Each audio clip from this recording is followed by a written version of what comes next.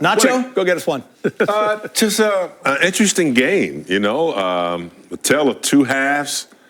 Lakers demonstrated what they needed to do in the first half with defense and, multiple scores, moving the ball. They had assists, and then all of a sudden they stopped playing and started to turn the ball over.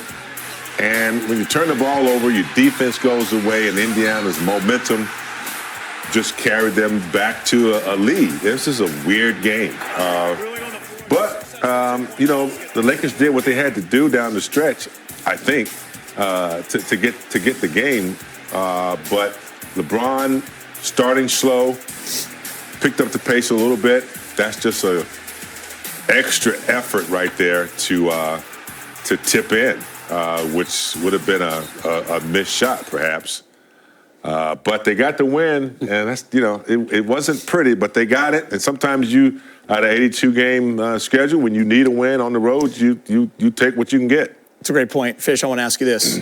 As a player and a coach, lost 3 in a row, you know where everybody is in the standings, you know there's just 11 games left, you know you're in desperate need of a win. Will you just take that one and let's get out of town? Yeah, I mean, we talked about it pregame. We were breaking down reasons why, maybe, injuries, the lineup, et cetera, but most nights in this league, just finding a way to win, especially on the road, that's really all that matters. We'll look at like you said, the tale of two halves. But I don't know if we anticipated a different game, right? The Pacers, good team, been playing well. Lakers, 3-game slide, needed a win. We got a close game. Lakers won. Let's keep moving on. So can I throw away the passing up too many layups and throwing it out for 3 or lob? Giving up too many layups in the last minute. Can I throw that out? Because had that ready to go. I didn't want to use it, and I'm not going to now. Brez, go ahead. I'll tell you what, this team needed a win. I mean, they lost 5 in a row on the road. Defense had not been good lately. And in that third quarter, it kind of felt like, is this going to happen again? Lakers gave up a ton of points. LeBron didn't get his first bucket until about 50 seconds into the fourth quarter. I mean, just a weird night all around. But these are the type of wins you need in the journey. And the Lakers have been snake bit by a couple last-minute or last-second losses. So it's good for them to get one back where they're like, okay, this is one that we need.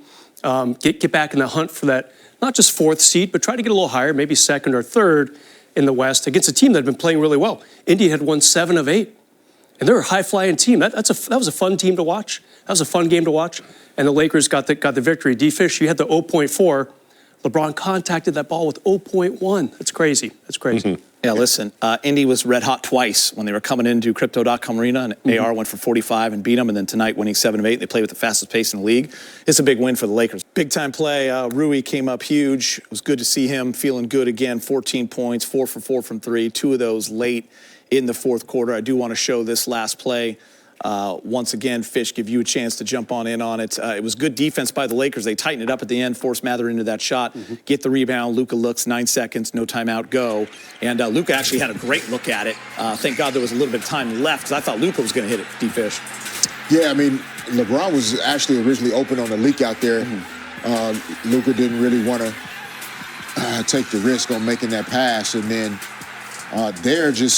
Luka driving to close out Siakam.